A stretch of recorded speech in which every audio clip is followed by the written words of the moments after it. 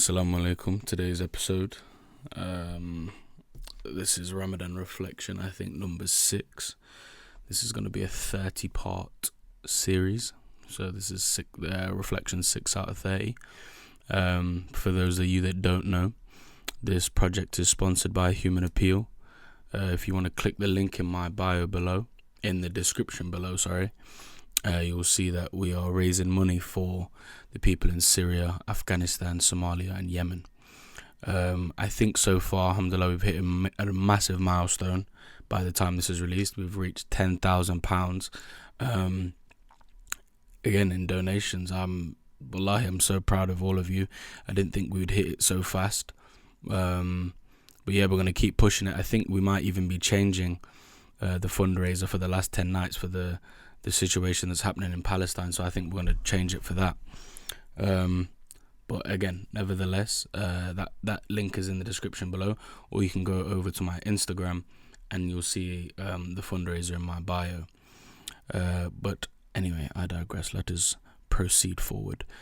Today's reflection is, I'm going to try and make today's one short, is about the state or where we are in terms of this Ramadan. Now, I can't speak for you lot, but I can speak for myself. When this Ramadan started, I was very optimistic about it. I was very hyped up about it. And again, I thought this was going to be one of my best Ramadans.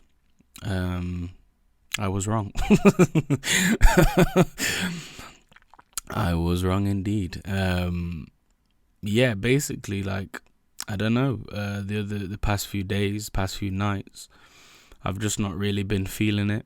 I've not really been into the swing of things. I feel like I've been getting distracted, and I've been letting myself get distracted as well.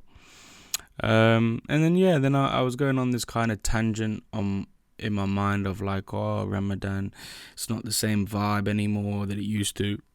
I kept babbling on about the vibe of Ramadan. I was like, oh, the vibe's not what it used to be, the vibe's not this, the vibe's not that, the UK is this, the UK is that, even though I do think there is a little bit of truth behind it being dead in the UK.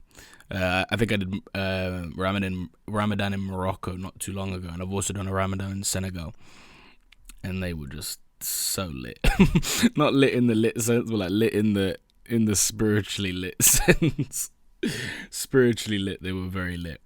Yeah, and I think, and then again, it just got me reflecting on. I was like, so what is this thing I'm chasing? What is it? What is this vibe? What is it that I'm talking about? You know, funnily enough, like again, the first few days I was killing it, and funnily enough, I even gave. This is why again, you have to always fear like advice you give and stuff, because it's like not fear.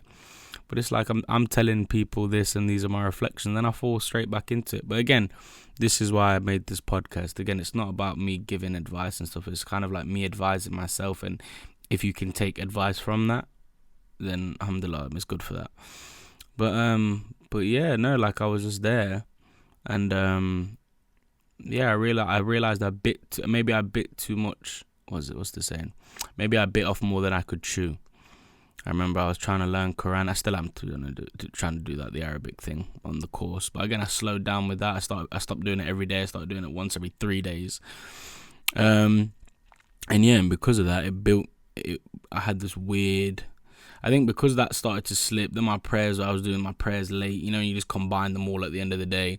And you're just like, bro, what am I doing? Like, this is usually what I'm like in the year. Like, this is Ramadan, and I think sometimes we can put a lot of pressure on ourselves to perform in this month, when really this month is, again, like I've said, it's a month to try and change us to proceed into the coming years, years and the year to come. Again, like a kind of recalibration system. Like, you know how people, they go on dopamine fasts. I feel like you can treat it like that. I'll make an episode one day, maybe more about dopamine fasting and the benefits of that, and how it can kind of relate to Islam. But yeah, no, I think the main thing I think I stumbled across this hadith when I was in a bookshop the Islamic establishment. Shout out Islamic establishment. They're not paying me to say this. I just love their shop. But yeah, and basically, I think it was Hadith. I think it's just Hadith 4, but I don't know where the number would be. Like what the number system is anyway. But I think it was Hadith 4. But then it was just this thing, and then the Prophet Muhammad sallallahu alaihi wasallam said, he said, "Verily, deeds are judged by their endings."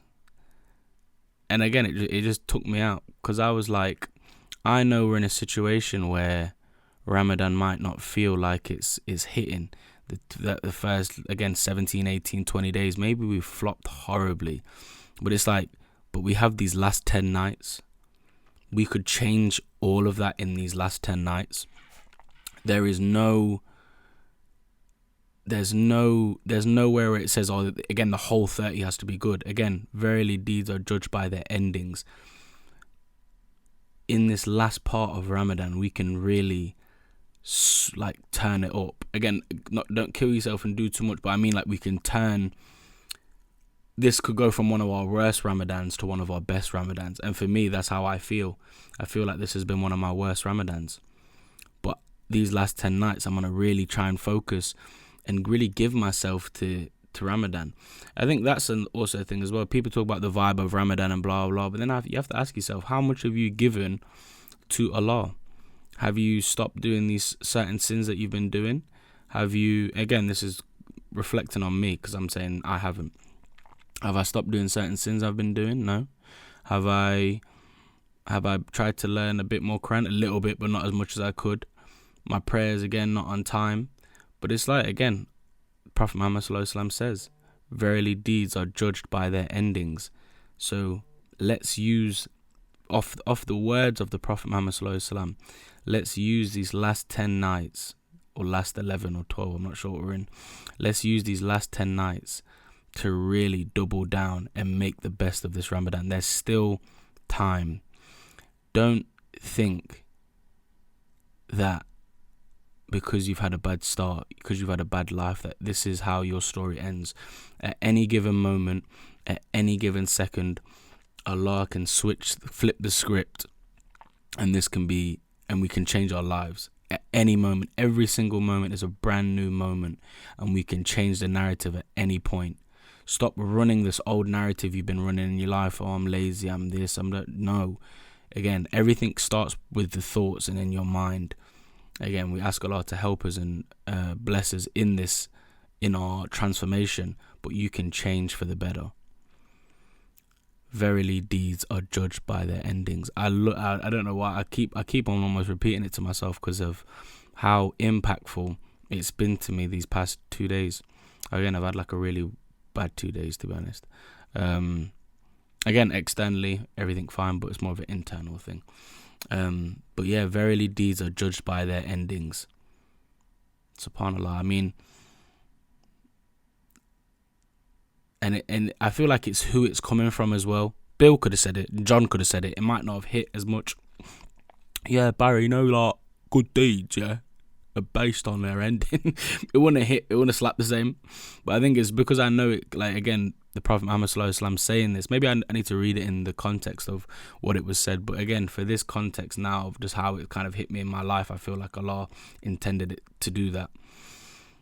Verily, deeds are judged by their endings. It's like, it's never too late. And again, because you might think, oh, because this doesn't just apply to Ramadan. This applies to your life. Like, we've heard the stories about the people that have changed their life in the last year of their life in terms of their spiritual things, and Allah has accepted them, etc., etc. So it's not just a Ramadan thing. I'm just applying it to Ramadan, but you can apply it to anything. You can apply it to gym. Like, imagine you had a gym session, and like, obviously it's a deed, whatever, but like, you could have a gym session. Let's say the beginning bit is a terrible session, blah blah, but like that last session before you've got to go, before you've got to leave, you just go, no, let me just really double down on this before I go. And I feel like that, because I feel like the wisdom in it is like, because it's the ending, it's like, that's how you ended something. Like, we've all, let's do this as a football analogy, or a basketball analogy, or a fighting analogy. Let's put a fight. the first three, let's say a 5-round UFC fight, the first 3 rounds you are getting absolutely lit up. You are getting lit up. I was about to swear. You're getting lit up. But those last 2 rounds, which a lot of people call obviously the championship rounds. Okay, I'm not going to go into why they call it that, but anyway, they call them the championship rounds. It's like, but if you performed really well in those last 2, sometimes even in the last 1, people, like, it will change the way you look at the whole thing. If you did really well at the end, in regards to if you did really good at the beginning and then kind of flopped at the end, I don't know, I think maybe it's like a psychological thing. Like, you can always refer to, like, when people say you're only as good as your last game, you're only as good as your last thing, you could almost kind of like state like you're only as good as like your the last part of the deed type thing, because that's the closest thing that to you. So like, verily deeds are judged by their endings. Imagine if you had really good 20 days, you had the best 20 days of Ramadan, you had the best Tarawih, this, and the last 10 were dead. Chances are those last 10, that's going to be momentum for the rest of the year. But our momentum can start here.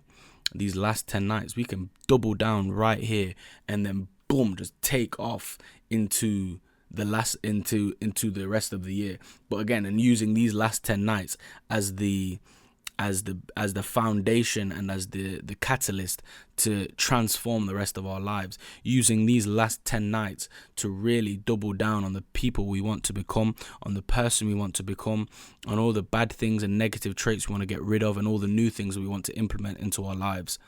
Verily deeds are judged by their endings. Again, let's make this ending of this Ramadan the best Ramadan ever, because we can change it all on a dime.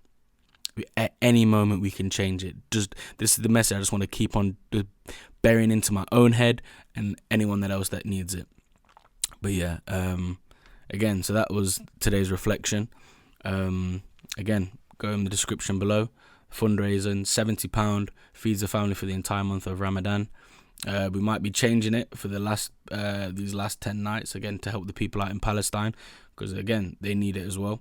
So again, I'll keep you updated about where to fundraise and blah blah blah. Alhamdulillah, I really again, anyone that's struggling with your Ramadan, I really pray that Allah makes it easy for you and gives you what you need out of it. But also, I implore you to give yourself to Ramadan, give yourself to Allah. Do you know what I mean? Make that again. And then there's another hadith I read, the one when you approach Allah running and he comes to you running. Walk to him, run to him, crawl to him, roly-poly to him, stutter step to him, take the slowest steps in the world to him. Just make the direction in that direction. I don't care how slow it is. I don't care if it's 1 step a day. But yeah, anyway, I'll see you tomorrow. Assalamu alaikum.